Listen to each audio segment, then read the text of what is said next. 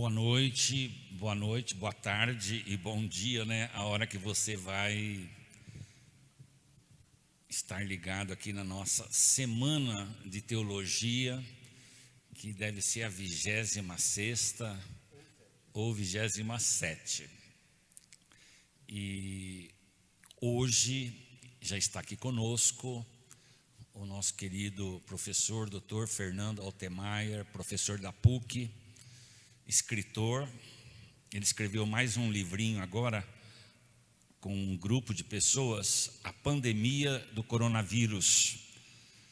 E o Fernando, a nosso pedido, ele vai tentar semanalmente escrever uns 3, 4, 5 princípios para que a gente possa nesse tempo ser mais humanos, mais solidários, mais fraternos e cada um se superando também as dificuldades. E hoje o Fernando vai falar de um dos documentos mais importantes do Papa Francisco.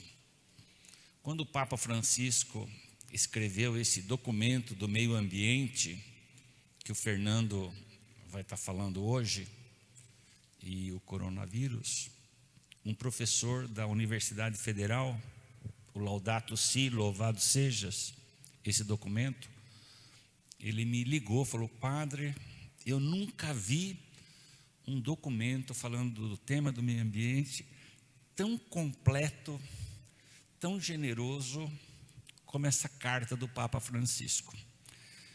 Então, bem-vindo, querido Fernando, mais uma vez. O Fernando já é paroquiano aqui da São Francisco. Ele é franciscano e paroquiano. O nosso querido Kaique vai dar uma visão da nossa semana. E aí o Fernando já entra. Então, uma boa noite, bom dia ou boa tarde a todos que nos acompanham na nossa Semana de Teologia desse ano. Nós realizamos a primeira semana do ano no mês de fevereiro, e aí fomos acometidos por essa pandemia, e agora no mês de julho estamos realizando de forma online a nossa Semana de Teologia do setor pastoral de Hermelino Matarazzo. Ontem, segunda-feira, nós tivemos a reflexão sobre o livro do Deuteronômio, livro que a igreja propõe para o mês da Bíblia desse ano. Então, se você ainda não viu o vídeo de ontem, pode procurar aqui no nosso Facebook e no nosso YouTube da Paróquia São Francisco de Assis, Hermelino Matarazzo. E você tem acesso à videoaula da segunda-feira do dia de ontem. Amanhã, quarta-feira, nós estaremos refletindo sobre o futuro da cidade para os próximos 4 anos. Então, esse ano é ano de eleição. Nós temos uma reflexão sobre o plano de metas, sobre aquilo que nós sonhamos, pensamos para a cidade de São Paulo de 2021 a 2024. E na quinta-feira nós teremos uma reflexão sobre espiritualidade, a partir da Bíblia e a partir da vida dos santos, como ser cristão nos dias de hoje. E na sexta-feira nós encerramos a nossa semana de teologia com a Santa Missa, encerrando, rezando por todos os profissionais da saúde, por todas as famílias que foram atingidas, acometidas pelo Covid-19. Então nós queremos iniciar esse nosso encontro de hoje com o professor Fernando, pedindo a Deus, por tantas pessoas que sofrem pela solidão, sofrem pelas dificuldades de manter o alimento, de manter as necessidades básicas da sua família, sofrem com o luto por pessoas queridas que perderam durante esse tempo de pandemia, e rezar por todos aqueles que trabalham para que outros tenham vida, para que outros possam ter o direito da sua segurança, a manutenção das suas famílias. Que Nossa Senhora, Mãe de Jesus, interceda por nós, interceda por todos aqueles que necessitam. Ave Maria, cheia de graça, o Senhor é convosco. Bendita sois vós entre as mulheres, bendito é o fruto do vosso ventre, Jesus. Santa Maria, Mãe de Deus, rogai por nós, pecadores, agora e na hora de nossa morte. Amém. Professor Fernando, seja muito bem-vindo. Então, obrigado, Ticão, obrigado, Kaique. É um prazer estar aqui e também, de toda forma, estar online. Eu não sei o que isso significa, online, né? Porque senão parece que a gente antes estava off, né? Mas era bom ter o povo todo, porque a gente fazia o abraço. Mas vamos ter que aprender esse novo modo de estar. Queria iniciar com um pequeno texto do Evangelho de Mateus. Não acumuleis tesouros na terra, porque a traça e o caruncho comem, e os ladrões invadem e roubam. Ao contrário, acumulai tesouros no céu, pois lá nem traça nem caruncho devoram, nem ladrões invadem nem roubam. Pois onde estiver o teu tesouro, aí vai estar o teu coração. O olho é a lâmpada de um corpo. Por isso, se teu olho for simples, o teu corpo vai ser iluminado. Mas se o teu olho for perverso, o teu corpo vai estar na escuridão. Portanto, se a luz que há em ti for escuridão, que grande escuridão você vai ser. Portanto, ninguém sirva a dois senhores, pois ou odiará um e amará o outro, ou se dedicará a um e desprezará o outro. Não se pode servir a Deus e ao dinheiro. Essa é a palavra de Jesus. Eu acho que ela pode ser da Bíblia Sagrada, do livro que nós sempre aplaudimos quando eu chego aqui. É tão bonito que o povo aplaude e canta e recebe a palavra, que está sempre no nosso coração. Acho que o critério desta aula de hoje, que a gente tenha muito claro o Deus que nós servimos, o olho que nós usamos para não ficarmos cegos e não permitir que o nosso olho seja perverso. Um grande padre, amigo, você conhece, Ticão, chama-se Padre Bogás, Antônio Bogás, um grande professor de liturgia. Ontem dizia para nós, numa reunião virtual, que essa pandemia está sendo reveladora.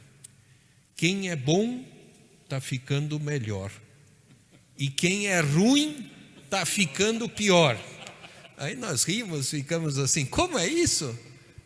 Que boa palavra, mas que óbvio. Ele falou, não, é verdade, não é só obviedade. Em tempos de crise, o bom melhora. Mas, infelizmente, em tempo de crises, o mal piora. Então, a carta do Papa que nós vamos falar hoje é a tentativa de que os bons se organizem para enfrentar os maus, não numa guerra como se fosse só uma simples batalha, mas uma disputa de um projeto. Porque a Laudato Si, ela tem como carta do Papa a intuição de reunir não só os católicos, os crentes, mas também todas as pessoas do mundo de boa vontade, como dizia o Papa João 23, para propor uma ação de transformação na vida pessoal e coletiva. Mas todo mundo sabe, ouvi isso do bispo também lá de Sorocaba, Dom Júlio Akamine, um bispo japonês, o primeiro bispo japonês do Brasil, de origem nipônica. Diz assim, a nossa luta pelo bem mostra que a gente tem um projeto, mas aqueles que são perversos, que, por exemplo, aumenta o preço da mercadoria no mercado agora, que quer aproveitar-se da miséria do povo, esses também têm um projeto. É forte isso, né? Os maus estão organizados. Então é preciso que os bons também estejam organizados. A injustiça no mundo é organizada. Então é preciso que o amor também seja organizado. Isso era uma frase lá do encontro de Medellín. A caridade não pode ser desorganizada, feita de qualquer forma. ela precisa ter uma meta, um objetivo, um sentido, um projeto. Então, parabéns a vocês nessa nossa 27ª, vou dizer que é 7ª, porque assim a gente vai para frente. Se não for, significa que nós vamos caminhar. Eu já participei de uma dezena delas, então de fato me sinto em casa. Elas indicam um projeto. O projeto de que o povo reflita aqui e agora com a internet em todo canto, a sua fé, o seu compromisso. É verdade que essa era a primeira vez que um Papa escrevia 5 anos atrás, maio de 2015, um texto sobre ecologia. Parece estranho, né? Que um Papa nunca tenha escrito dos 266 Papas um texto ecológico. Claro, há textos ecológicos de São Boaventura, lá no século XII, XIII. Há textos ecológicos de Jesus dentro do Evangelho, falando das flores, dos animais, da vida. Mas um Papa, um seguidor de Pedro, um sucessor de Pedro, realmente tinha um pequeno texto sobre a água e o mundo do Bento, mas ele não lançou uma carta. Então essa carta é inédita. Louvado sejas sobre o cuidado da casa comum. Ele deixou até o nome em italiano antigo, Laudato Si, não é nem latim. E aí está o documento do Papa Francisco no magistério da Igreja, como uma encíclica social. É a 11ª encíclica social desde Leão XIII. E, portanto, um documento de muito peso. E que, como você disse, Ticão, de professores, esse que você falou da Federal, eu tenho uma amiga também na USP, da arquitetura, também professores ligados à demografia, à questão de meio urbano, é óbvio, mas também de agricultura, agronomia. Muitos falaram, opa, isso aqui nós vamos ter que discutir em aula. Não é um texto católico ou religioso. É um texto que mexe com várias questões que são públicas, que são laicas, que são seculares.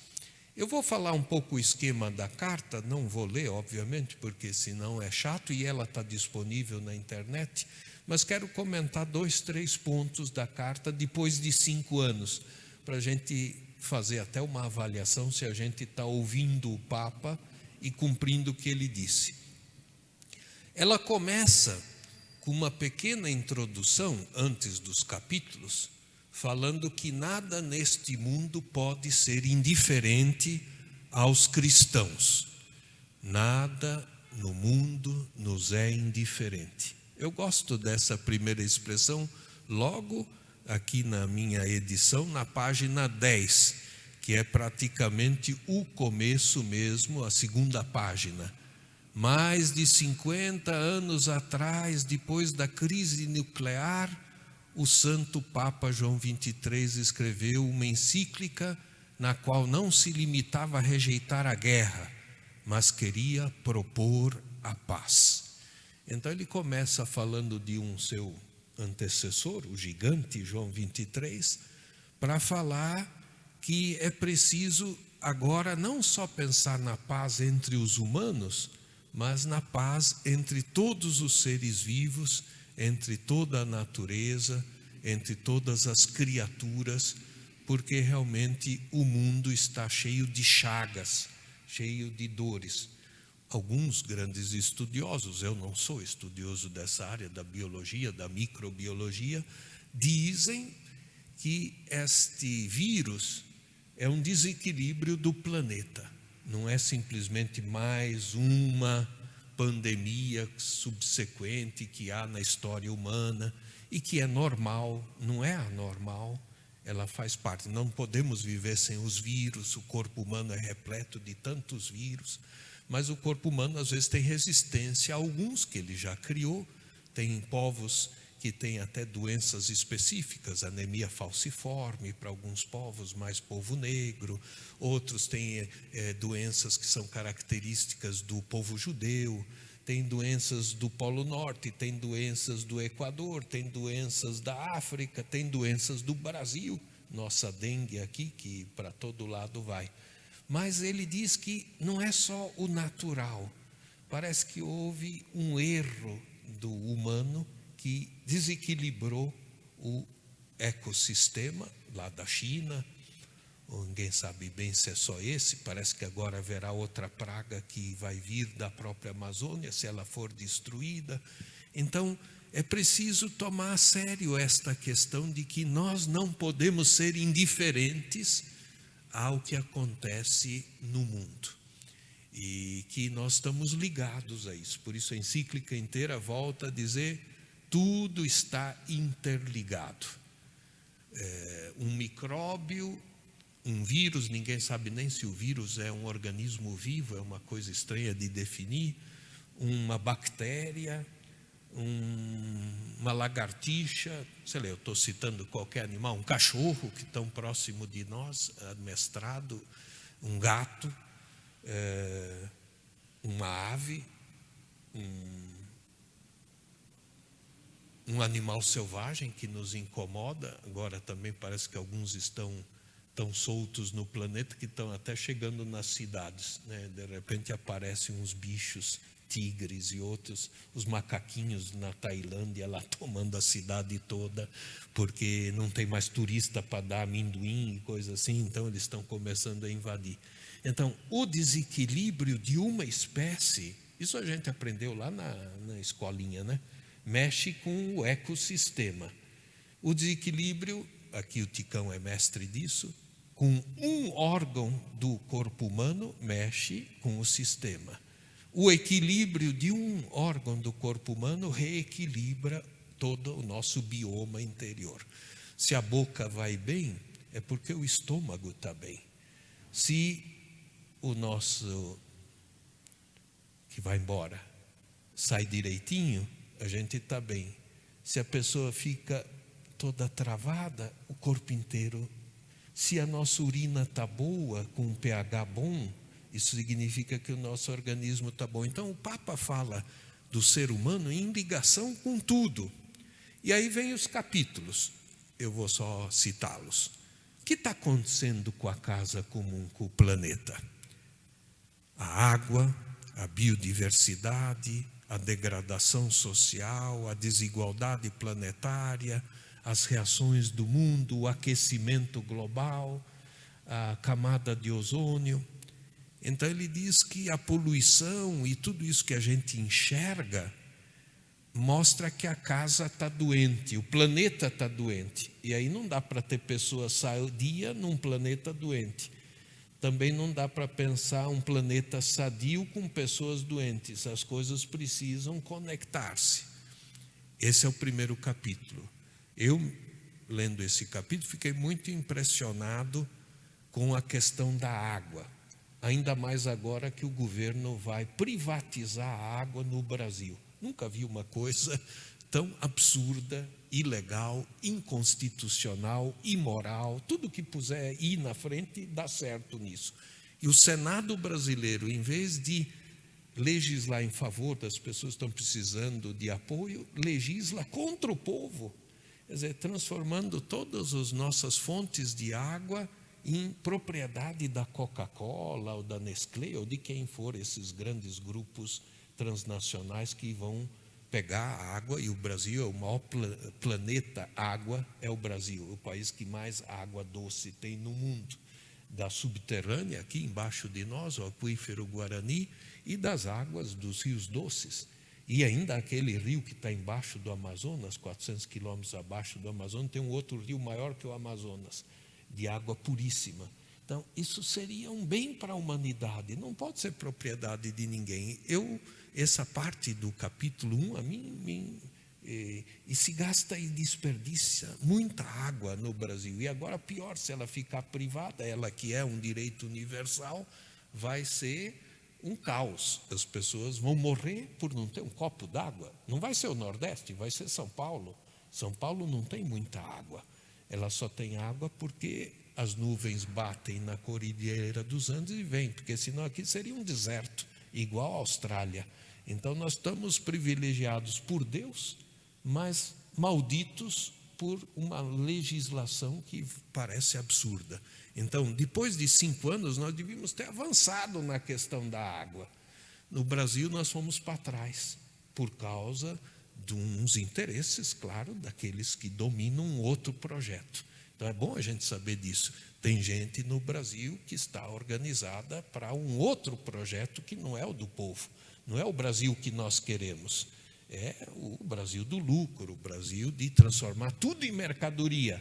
Água não é mercadoria.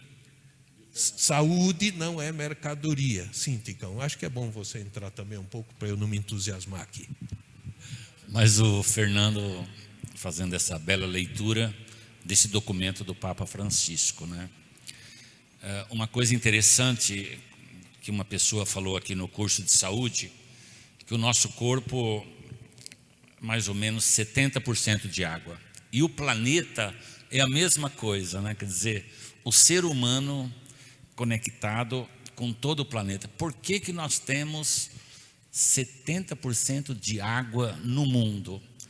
De um lado, né, moramos aqui em São Paulo, quem está aqui em São Paulo, ao lado do rio Tietê, que é o rosto, o rio Tietê, eu sempre digo que é o rosto de uma elite que sempre dirigiu São Paulo e deixou a cidade nesse estágio, né? É a maior tristeza. Há uns anos atrás, veio aqui um grupo de índios e levaram ali no rio Tietê, né? Eles chegaram lá e choraram diante do rio, né, vendo a destruição.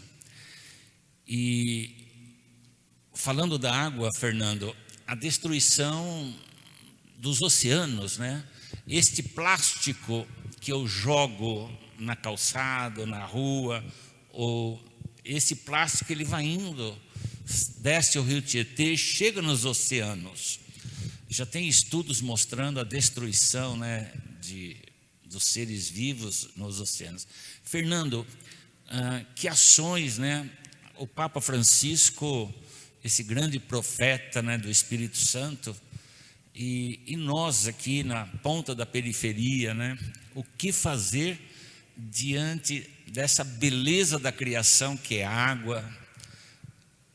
Passamos 9 meses na água, que beleza, né? Somos batizados na água e a nossa defesa, né, radical da água.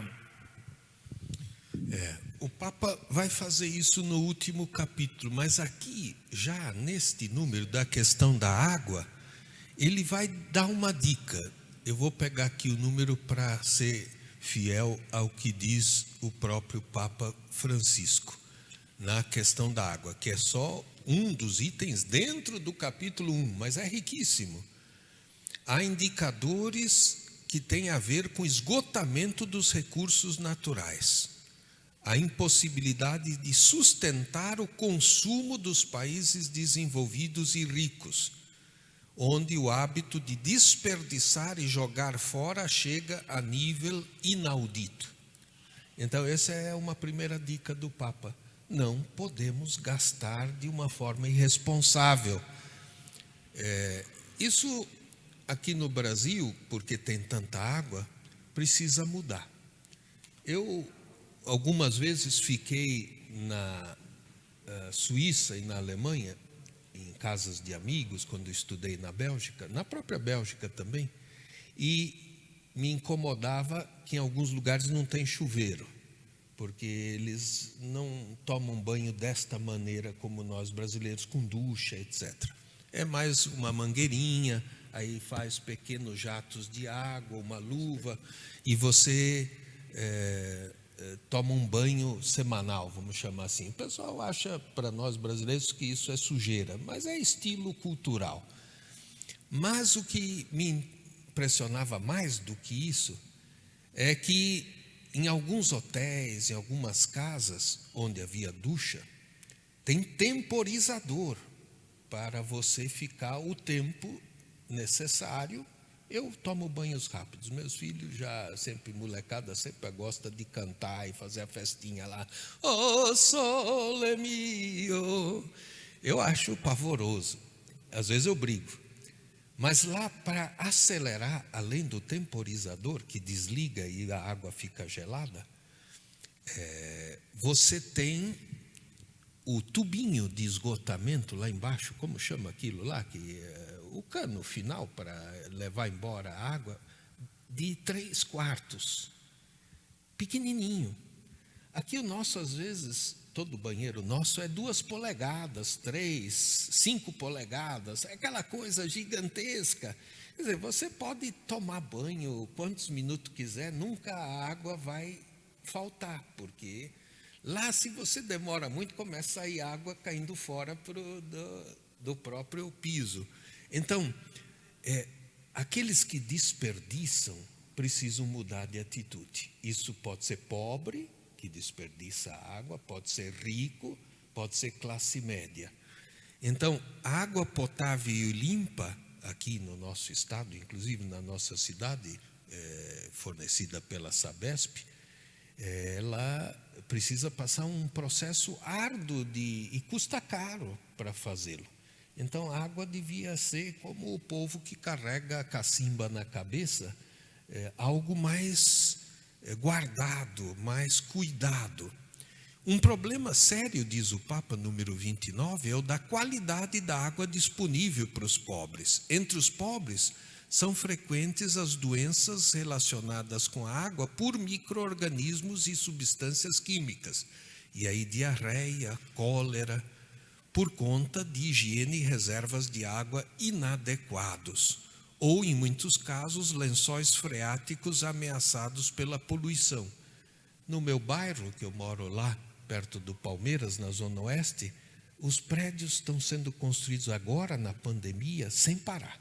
Sem parar. Estão derrubando a casa dos velhinhos que tinha lá, que era um bairro de velhos, compram tudo, as incorporadoras, põem abaixo e depois abrem. Só que eles não abrem um prédio que vai surgir imediato. Como é região de classe média alta, eles vão colocar o estacionamento, 4 ou 5 níveis, e aí vai no lençol freático. O que eles fazem?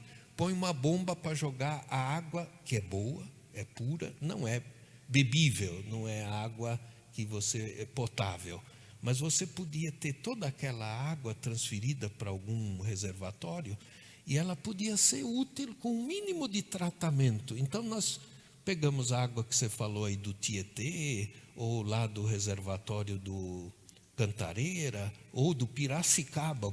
São Paulo já busca água do rio Piracicaba, toda poluída. Passamos por dezenas de processos bioquímicos, fluoretação, iodo, etc. Quando você tem no lençol freático uma água razoável, o que fazem as incorporadoras? Pegam essa água e jogam na rua, para a rede fluvial, e vai cair no rio Tietê. Mas aí ela fica podre com a do Tietê, enquanto ela já estava praticamente limpa. Então, há coisas que nós podíamos fazer com o poder público, pressionando, no esgotamento, no tratamento, no cuidado e na redução do gasto de água. Isso é individual, mas também é coletivo. E impedir os prédios, claro, de abrir poço artesiano, porque o pessoal vê que o preço da água vai encarecendo, eles furam um poço. Quem tem um prédio grande, todo mundo se cotiza, fica barato, que é 40, 50 mil, é meio caro, e depois tira a água que não lhe pertence, aí não paga nada, não fala para ninguém também, porque devia avisar o Ministério das Minas, etc., e fica uma coisa pavorosa. Então, eu acho que a questão da água exige uma mudança de atitude de todos nós. Bom, o segundo capítulo, eu não vou falar demais dele, mas ele é muito importante, fala do Evangelho da criação, de como a própria Bíblia e a própria ideia religiosa do cristianismo pensa uma visão ecológica. O olhar de Jesus é um olhar de respeito ao mundo. E a religião cristã nem sempre seguiu Jesus. Às vezes ela até destruiu a visão de Jesus e começou a achar que o humano é dono do mundo e pode fazer o que bem quiser. Eu mesmo fui ensinado no meu catecismo que Deus teria dito na Bíblia, seja Senhor das coisas. Eu vou te dar o universo, crescei, multiplicai e dominai a terra, do livro do Gênesis.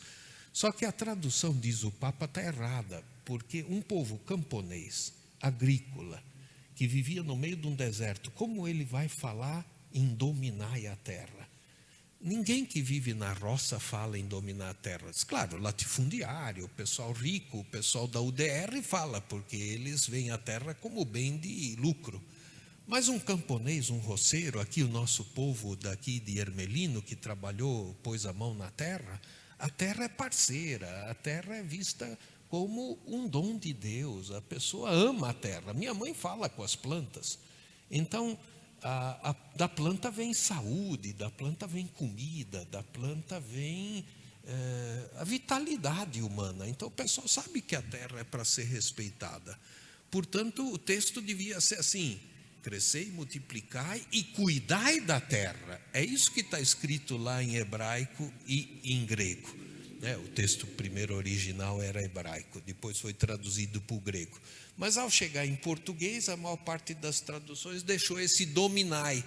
E aí fez o pior, que é o antropocentrismo. Colocou o homem como um reizinho que domina o planeta e a terra e massacra a criação. Portanto, o Papa, nesse capítulo 2, diz que é preciso buscar, na luz da fé, o mistério do universo.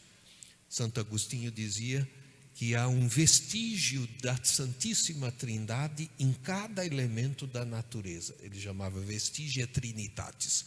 Tem algo do Pai nos animais, tem algo do Filho, não só no humano, mas também nas plantas, e tem algo, claro, do Espírito Santo em tudo, porque tudo tem amor, tudo tem vida, tudo é dom de Deus.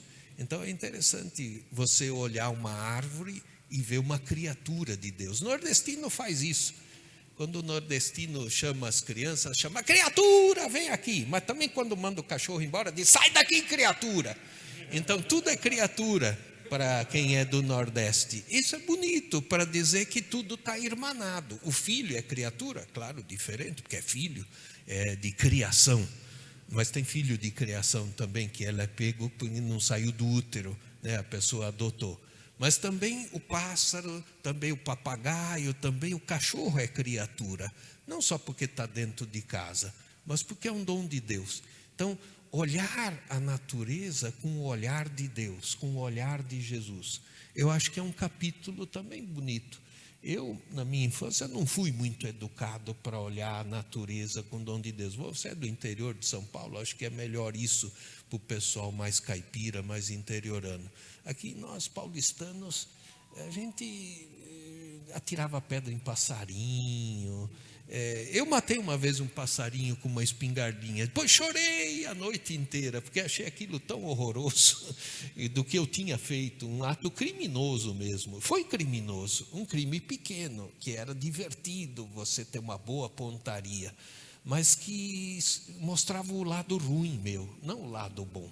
Mas por quê? Porque também a gente quebrava galho de árvore e achava divertido, a gente usava e jogava papel fora. Meus filhos hoje já não jogam papel, reutilizam, porque sabe o quanto custa um papel, o quanto é difícil aquela celulose, o quanto polui aqui o povo, aqui imagina a poluição que tinha de celulose em todo esse São Miguel Paulista e tudo que a gente sofreu. Então esse capítulo 2 acho que é um capítulo importante. O 3 é ver o que o homem tem a ver com tudo isso. Portanto, o Papa chama de raiz humana da crise. Ou seja, claro, o ser humano tem que ter uma responsabilidade maior do que os outros seres, porque ele tem inteligência, ele tem razão, ele tem consciência. E ele se inspira, creio eu, em Hans Jonas, aquele grande pensador alemão, que fez um texto sobre a ética da responsabilidade. também no Zygmunt Bauman, vocês também já ouviram falar, eu já citei aqui em outras semanas, sobre a questão da liquefação. Tudo vira líquido, o amor vira líquido, a sociedade vira líquida, tudo perde a densidade. E, portanto, o homem deixa de ser responsável, porque ele passa a ser uma pessoa que vive uma relação de domínio, de poder e de destruição. Então, ele pede que a gente saia desse antropocentrismo para viver agora uma relação mais igualitária. Não é quebrar o lugar do humano, mas perceber, como diz o Leonardo Boff, que nós não somos senhores de tudo, mas guardiães, somos mordomos, somos cuidadores. Isso pode ajudar o ser humano a viver melhor, porque essa posição arrogante do humano ainda está presente. Ticão, é verdade que o Hermelino está bem resguardado. Todas as pessoas que eu vi agora ao chegar aqui, eu fui até o supermercado, todas com máscara. Mas alguns com a máscara aqui, safados, sem vergonha. Por quê? Se você está no campo, num lugar totalmente livre, sem seres humanos, tudo bem, aí você pode estar até sem máscara, porque ela é a guardiã do contato da saliva de outros. Mas aqui naquele supermercado lotado de gente, o povo se acha um pouco senhor. Comigo não, isso é tudo mentira. O presidente fala que é tudo bobagem, que é gripezinha. Por que eu vou cair nessa? Então não é possível. Aí precisa o Estado meter aquelas placas gigantes na porta do ônibus, não entra sem máscara. Mas ainda tem gente que briga em supermercado sem máscara e quer entrar. E aí quer bater na pessoa que está na porta. Isso é uma irresponsabilidade da arrogância humana. Eu sempre digo que para essa pessoa que é idiota, o vírus devia pegar. Desculpe a minha praga aqui, mas devia pegar. Porque aí essa pessoa tinha que aprender na dor o que ela não aprende na solidariedade. Para baixar um pouco esse bico, né? Essa coisa de andar, em francês tem dagal, você fica tudo andando, eu é que mando, eu é que sei. Não, você é humilde também, você é vulnerável também, você pode morrer também. É preciso que a gente defenda a vida, mas sabendo da nossa pequenez. Isso não é para a gente virar, nanico ou um ser descartável, mas para evitar que a gente seja um ser todo-poderoso que se coloca acima de Deus, acima dos outros, acima da humanidade. Professor Fernando, um pouco sobre isso que você tem dito. Você iniciou dizendo que a Laudato Si apresenta para a gente um projeto, e que assim como os maus têm um projeto, os bons também precisam ter um projeto. É sabido que há dentro do projeto dos maus uma espécie de desqualificação daqueles que lutam por causas sociais ligadas à ecologia. A gente tem várias instituições que defendem, levantam várias bandeiras ecológicas, e faz parte do projeto do mal inverter a lógica dos valores e desqualificar o índio, desqualificar os povos nativos, desqualificar quem faz campanha para não utilização de descartáveis. Como estarmos atentos para não cairmos nessas ciladas dos maus, dos poderosos, que defendem os seus interesses, que não são poucos, em vista do cuidado, do cultivo da casa comum? A primeira coisa é saber, como você falou, que o poder financeiro não pode ficar acima da dignidade humana e da vida. A vida é o bem maior. A sua, a minha, a de todos, a do planeta. Esse é o princípio, é quase uma cláusula pétrea. Não pode mexer nisso. A segunda é, como dizia Dom Pedro Casaldáliga, na dúvida, fique do lado dos pobres. Então, se você tem dúvida, quem está defendendo o pobre? Quem está defendendo a vida? É desse lado que você tem que ficar. Padre Júlio volta sempre a falar: eu quero estar sempre do lado dos perdedores. Ai de mim se eu ficar do lado dos vencedores, especialmente vencedores numa sociedade injusta. Então, eu acho que é preciso que a gente guarde estes valores que a gente aprendeu na família, na igreja, do Evangelho, como o nosso baluarte, como a nossa couraça.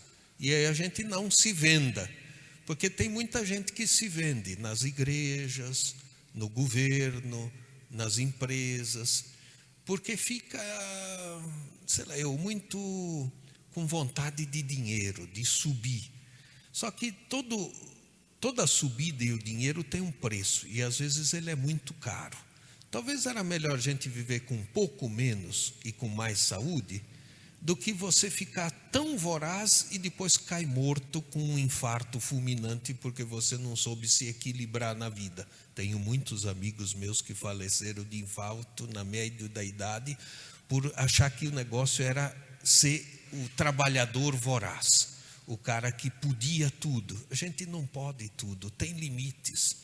E é preciso se estabelecer nestes limites e assumir compromisso com isso.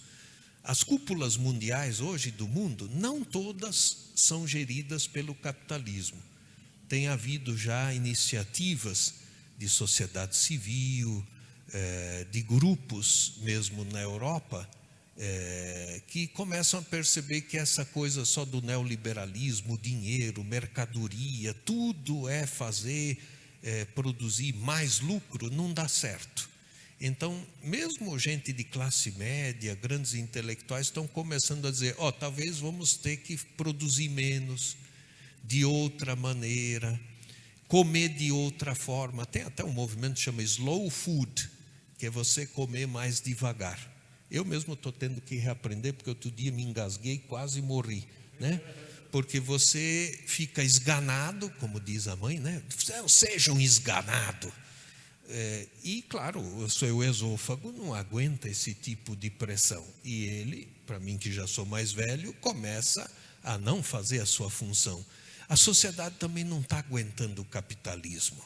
A sociedade não está aguentando. Só que, claro, quem está no comando capitalista, e às vezes tem um olhar de perversidade, como o atual governo, que é perverso no Brasil, quer que continue esticando a corda. Só que a corda já vai estourar, e já estourou para muita gente. Então, eu acho que é preciso a gente mudar esse olhar e fazer do humano aquilo que a gente fala todo domingo, aí o Ticão na missa e o Maurinho nas visitas: solidariedade, amor, compaixão. Não tem novidade. Só que não é fácil fazer isso, e a gente tem que continuar batendo na tecla, até com teimosia, para defender os valores num mundo em conflito, porque não é evidente. E até muita gente do povo pobre começou a entrar na lógica também burguesa, de exclusão, e até de ouvir o canto da sereia, porque acha também: eu quero ficar rico. Para que eu vou cuidar dos outros? Só dá dor de cabeça, isso só dá trabalho. Eu não sou também o Atlas para segurar o mundo. Isso é coisa de padre. O Ticão que tem que segurar o Hermelino inteiro lá. Só que não é função do Ticão segurar o Hermelino inteiro. Ele tem que ser o pastor, o profeta, o padre, o amigo. Mas quem tem que mudar Hermelino é todo mundo que mora em Hermelino. Quem tem que mudar a Lapa ou Pompeia, onde eu moro, tem que ser o povo da Pompeia. Não basta ter lá um guru, um subprefeito que seja democrático. Ajuda. Tem um bom advogado, tem um bom companheiro, tem um bom vereador, tem um bom médico, um bom dentista que não explore, que ganhe o seu salário com dignidade e ajude. E atrapalha quando tem um dentista ladrão, quando tem um dono de supermercado safado, quando tem uma pessoa que está numa função pública e é corrupta. Então, eu acho que tudo isso é a raiz humana. A raiz humana pode ser boa e pode ser mal. Lembra lá que um grande filósofo Hobbes dizia que o homem é o lobo do homem. Eu acho interessante, mas também não precisa ser sempre, porque até o lobo cuida dos seus lobinhos. Então, pelo menos se a gente cuidasse da nossa espécie, humanos, já íamos ser um lobo bom. Nem todo lobo é lobo mau. E eu acho que isso seria positivo. O 4º capítulo fala da ecologia integral, que é o conceito deste Papa. É diferente só de uma ecologia ambiental ou só de uma ecologia verde. Ele quer dizer que tem que ser uma ecologia, como você mesmo citou, Ticão, que ligue o humano, a vida do povo, com o planeta, a vida do planeta. Então, não ficar só defendendo o mico-leão-dourado, ou defendendo a floresta amazônica, ou nós aqui a Mata Atlântica, mas também o povo que mora no cortiço, também as pessoas que estão morando na rua, porque ele diz que são duas faces da mesma moeda. Não tem ecologia sem vida social, e não tem vida social sem ecologia. Você vira os dois lados da moeda. Então, para ele, tem a ver a ecologia com a política e a política com a ecologia. Tem a ver a solidariedade com os animais, mas também tem que ver a solidariedade com os pobres. Então, isso é uma novidade, porque sempre antes a gente achava que ecologia era coisa de classe média, etc. Eu me lembro até um grupo aqui de sem-teto, o Ticão deve lembrar, que quis invadir a Mata do Carmo. E aí nós dissemos, não vai invadir a Mata do Carmo, é a única reserva que nós temos. Mas é terreno vazio. Sim, mas é um terreno que deve ficar vazio, no sentido de ocupação imobiliária, para que a gente tenha oxigênio, que a gente tenha árvores para conviver, etc. Foi uma luta dura para convencer aquele povo, era do lado de lá, não era do lado de cá, da Mata do Carmo, era lá perto de Itaquera, daquele lado lá do Fundão, na 3ª divisão, e fazer a liderança do sem-teto saber que tem lugar da cidade que não deve ser ocupado por casas. Então, isso que o Fernando está colocando, a 4ª parte do documento Laudato Si do Papa Francisco, ele fala dessa ecologia integral, né? E Fernando, aqui também nos nossos cursos de saúde, muitas pessoas vêm e falam assim, olha, eu estou com um problema no fígado, como resolver logo isso, né? E a gente fala, olha, o fígado vai melhorar se você melhorar a água que você bebe, o alimento, né? A saúde é holística, holos do grego quer dizer todo. O planeta também, nós temos que fazer essa defesa do todo da planeta. Eu acho que no caso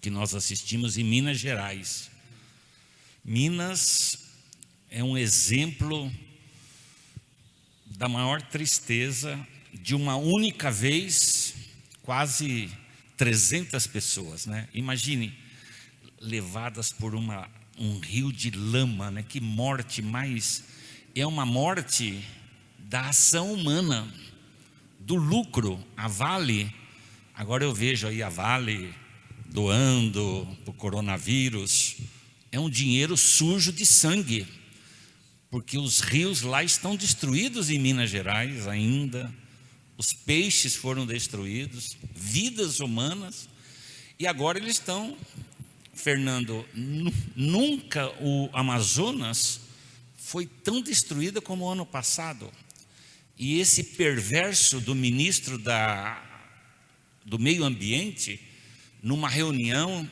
no dia 22 de abril, ele disse, o povo está meio distraído, vamos entrar com a boiada, né? E destruindo. Então, Fernando, eu acho que um grande desafio dos cristãos, não só católicos, mas de todos os cristãos, terem essa convicção de defender o planeta todos para todos. E é isso que são os 2 últimos capítulos, a defesa do planeta de todos para todos, com todos, e ninguém fora disso. Por isso, no 5º, linhas de ação para todos, aí cristão, católico, ateu, comunista, capitalista, empresário, professor, de Ermelino ou do Morumbi, sei lá eu, para citar, vamos dizer, um bairro pobre e um bairro ultra rico, né, do Jardim Planalto, Jardim Paulista, né?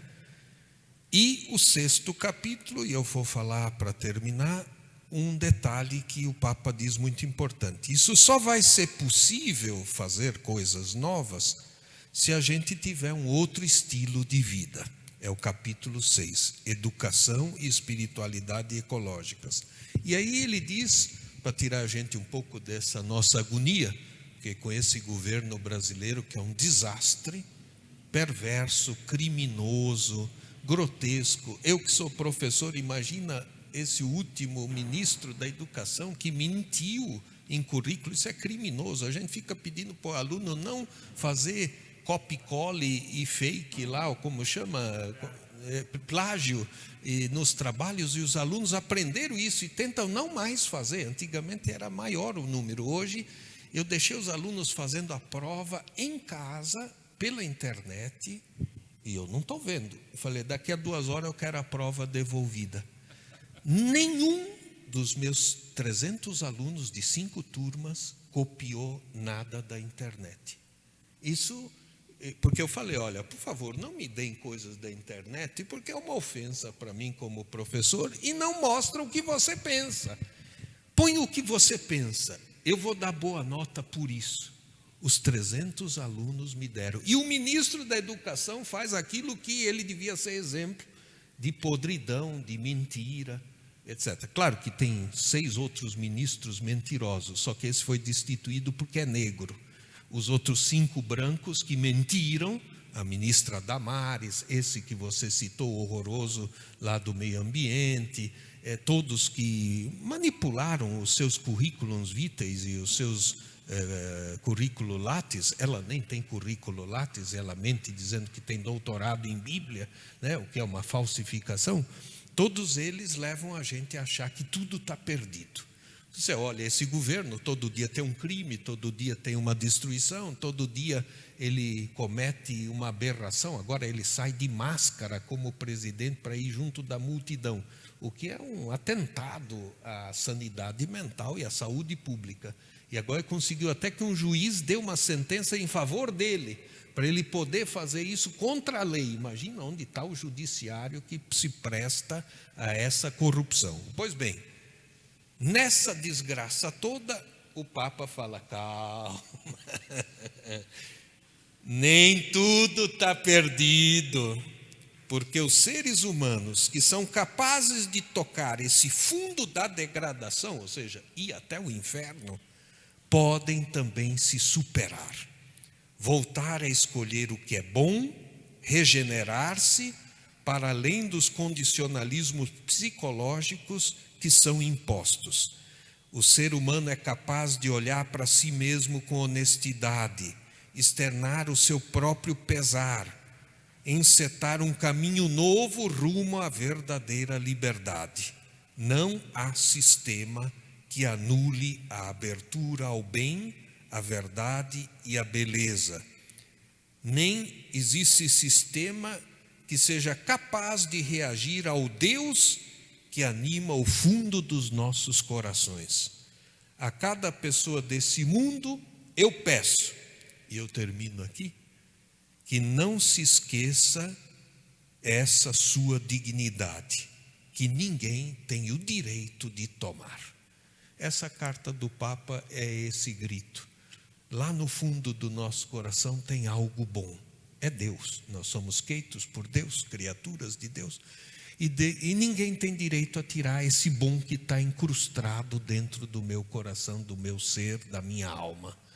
É claro que a vida vai entortando a gente pode pegar uma virose, pode pegar uma pandemia. Eu levava sempre criança para médico com os meus 2 filhos menores, pequenos, e a Maria já sabia tudo o que o filho tinha, porque a mãe já sabe de batata, ela tem isso, e o remédio tem que ser esse, e aquela lá já não serve porque já não deu.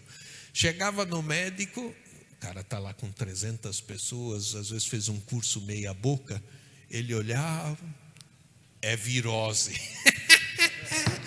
Virose era a maneira mais safada dele dizer que ele não sabia o que as crianças tinham. Agora nós temos virose no planeta.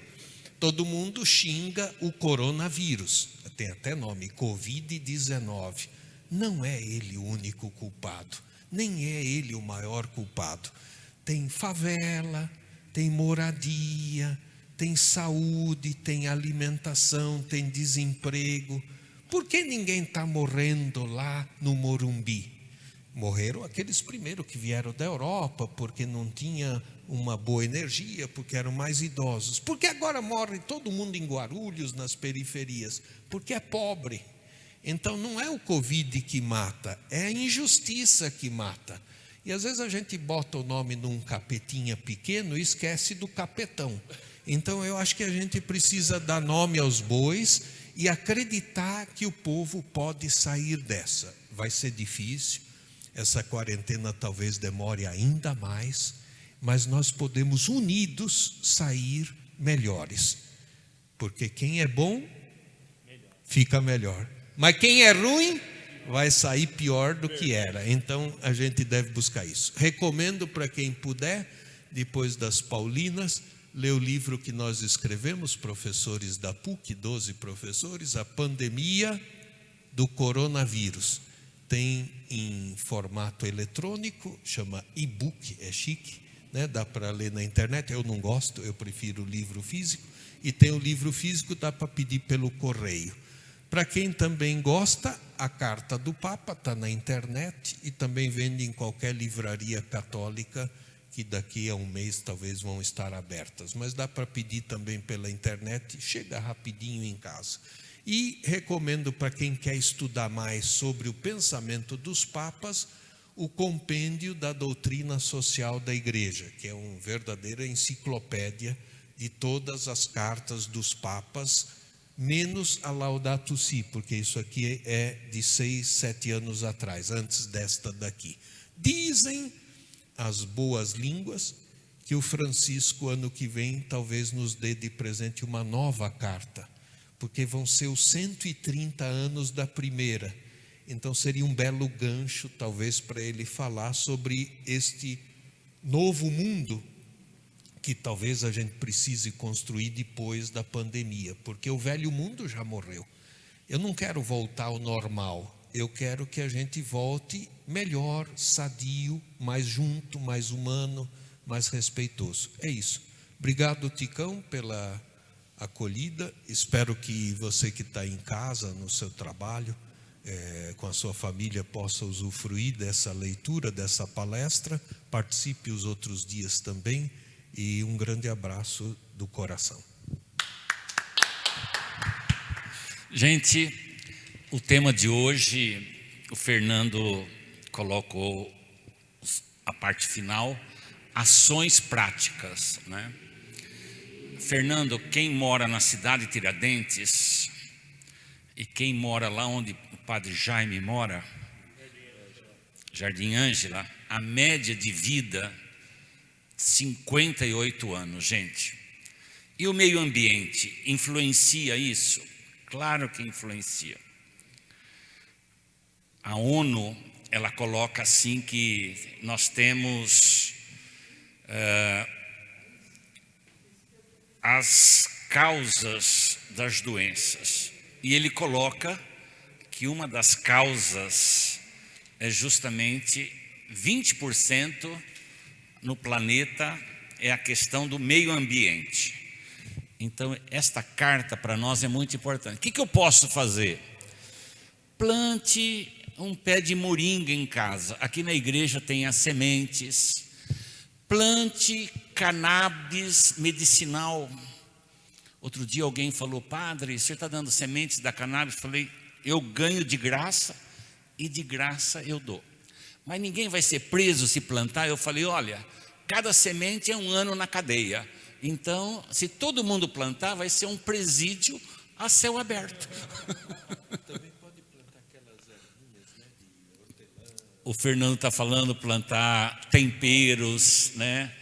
Tem hortelã. Pode plantar um pé de limão. Sabe que essa semana eu vi uma pessoa, chegou para o médico e falou: doutor, limão emagrece?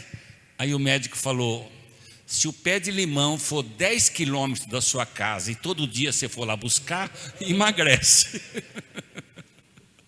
Então eu e o Fernando vamos plantar um pé de limão 10 quilômetros longe de casa e todo dia nós vamos lá buscar. Mas você pode, na praça onde você mora, na sua rua, ir plantando, Vamos, eu estou dando aqui um exemplo. Melhor guardar a água, por exemplo, em alguns lugares, a água da chuva, né, pode fazer na casa, guardar a água, e é uma água excelente para as plantas. Sabe que essa semana um amigo me mandou um caixote, 2 caixotes de sementes de melancia. Ele plantou aqui e aqui. O caixote que ele regou com água da torneira, que tem flúor e um monte de química, era um tipo de mesma data. E do outro lado, o caixote, ele regou com água Kangen, que é uma água fina, leve e natural. A diferença era visível, né? E hoje, quem pega a notícia, a Bayer, essa grande empresa alemã, ela está sendo processada por 125 mil pessoas na Europa, nos Estados Unidos, e a Bayer vai pagar uma indenização para essas 125 mil por causa dos elementos do agrotóxico que são químicos. E isso daí vai dar uma indenização de 60 bilhões de reais.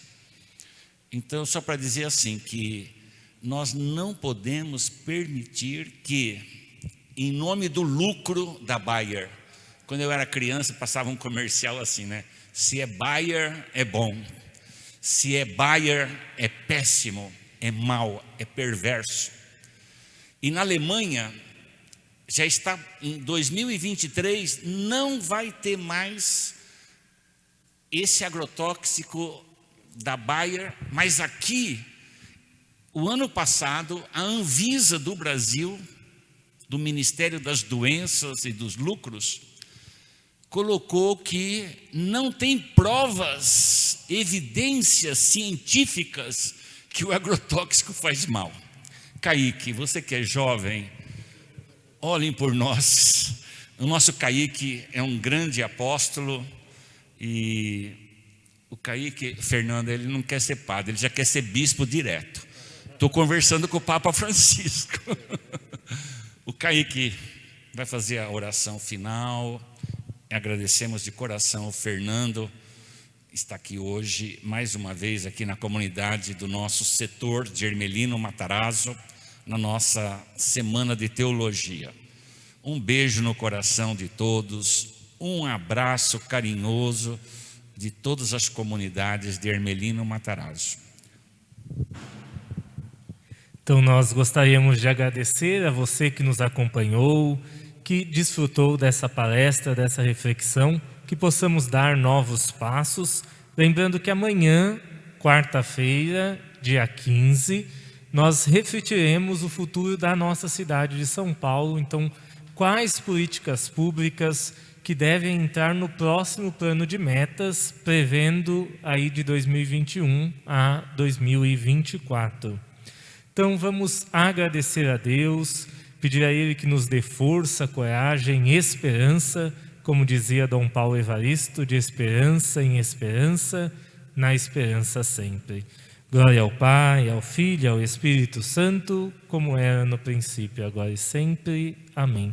Fernando, nos abençoe nessa noite.